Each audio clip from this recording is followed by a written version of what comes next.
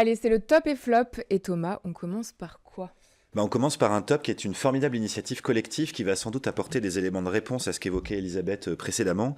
C'est un écosystème qui va s'appeler le Regen écosystème. C'est un collectif d'acteurs qui, depuis très longtemps, s'intéresse à ce sujet, c'est de le théoriser, de le structurer, d'accompagner d'autres organisations dessus, et qui se lance justement pour apporter de la clarification, peut-être demain de nouveaux standards, pour réfléchir ensemble à des communs qui pourront aider l'ensemble du monde économique à se saisir du sujet, mais à sa pleine mesure, et surtout en respectant ce mot qui est important et qui revêt le potentiel qu'on espère, mais qui pourrait finir comme bien d'autres avant lui, c'est-à-dire devenir un concept qui permet surtout un joli coup de peinture. Alors pour vous en parler, je vais vous lire leur manifeste, qui a le mérite d'être très court et à mon sens résume extrêmement bien l'intention qu'il y a derrière la création de ce collectif.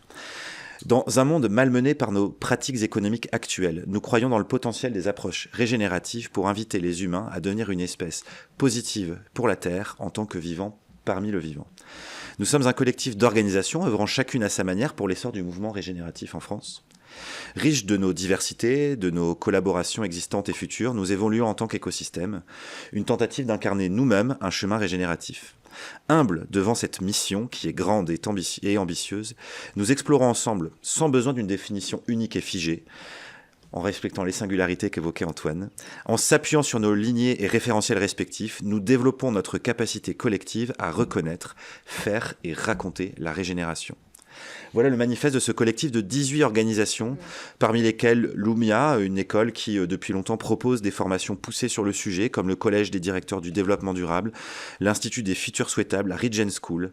Et ces organisations se fixent 3 grands objectifs. Faire rayonner l'économie régénérative à travers des actions et des travaux, notamment afin de créer des communs, sensibiliser, accompagner et mettre en chemin les réseaux et clients de ces organisations, et créer des outils, des parcours, des offres, pour revaloriser et rendre accessible l'économie régénérative. Alors, pour terminer, une action récente menée par ce collectif, c'est une initiative déjà de révéler son existence, de se faire connaître, et une action collective qui a été assez marquante, puisqu'il y a plus de 1800 personnes qui se sont manifestées pour être tenues informées et pouvoir adhérer progressivement à cette initiative, ce qui en dit long sur l'intérêt porté au sujet, et long sur le nombre de personnes qui ont envie de pouvoir s'appuyer sur le régénératif demain pour faire advenir une autre économie. Et ton flop alors?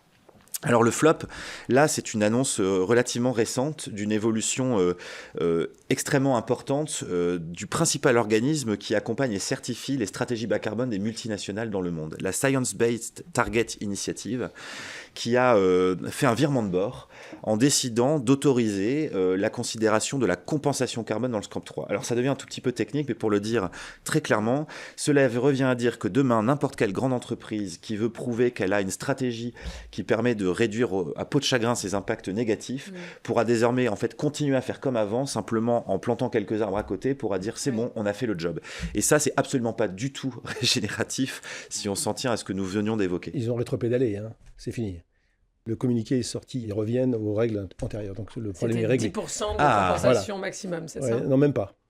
Même pas. Donc, en fait, oui, il y a eu une tentative. Il y a eu une tentative de Jeff Bezos, parce qu'en fait, c'est le Bezos. danger est là. C'est ça le message. Le flop, c'est que le danger est là. C'est Ça met en exergue, en tout cas, une démarche. Mais par contre, il y a eu une telle levée de bouclier par les collaborateurs du SBTI eux-mêmes, d'ailleurs, qui se sont opposés à ça, et le comité scientifique du SBTI, parce qu'il y a 4 comités au SBTI, que l'exécutif est revenu en arrière, on dit voilà, fausse annonce, on revient en règle antérieure, donc c'est fini. Alors, ça ne veut pas dire qu'il ne faut pas rester vigilant, mais... Surtout en ce moment, si je peux me permettre. Mais effectivement, ça en dit long sur notamment la gouvernance de ces organisations, puisque le comité technique n'avait même pas été consulté au moment de cette prise de décision, alors même que c'est sans doute le plus à même de définir ce qui semble être juste pour valider scientifiquement la trajectoire climat d'une grande entreprise. Ça montre bien qu'au moment où on a de formidables initiatives comme celle citée précédemment dans le top, on a aussi des tentatives de rendre caduques ces nouveaux potentiels pour finalement maintenir un statu quo. Et ça, c'est un vrai flop parce qu'il y a d'énormes risques, évidemment, dans les jeux de pouvoir à l'œuvre au sein de ces organisations.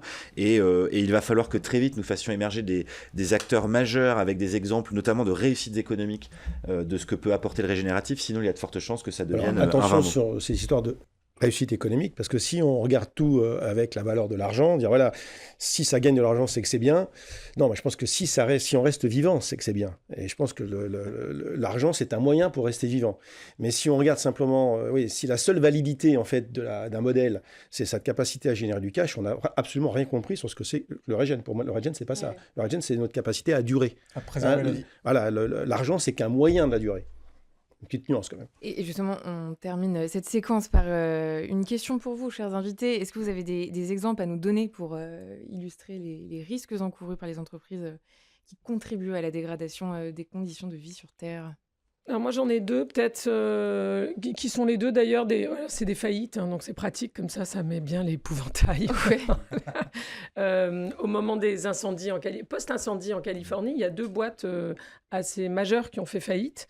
Une boîte qui faisait de l'électricité qui s'appelle PG&E, qui était une des plus grosses boîtes de services publics en Californie, qui a été accusée d'être à la cause en fait du départ d'incendie sur des installations électriques mal sécurisées, etc.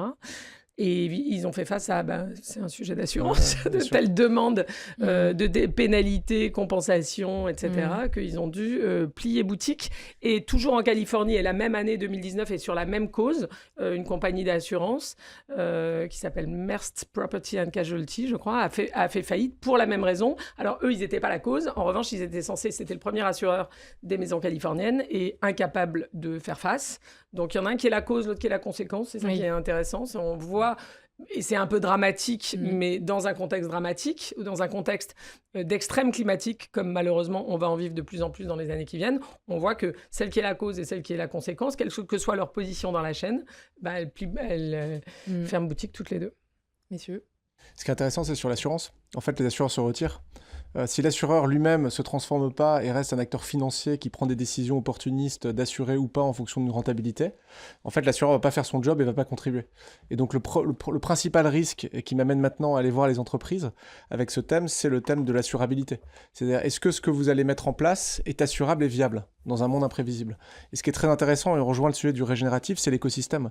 C'est-à-dire que si vous allez voir, par exemple, Saint-Gobain, et vous dites, est-ce que le bâtiment que vous allez demain mettre en place, auquel vous allez contribuer, est assurable ? Le premier réflexe probablement de Saint-Gobain, c'est de dire, mais moi je fais du plâtre, je fais du verre, et ça c'est des matériaux qui sont de bonne qualité, qui sont viables. Mais c'est pas la question. La question c'est le bâtiment.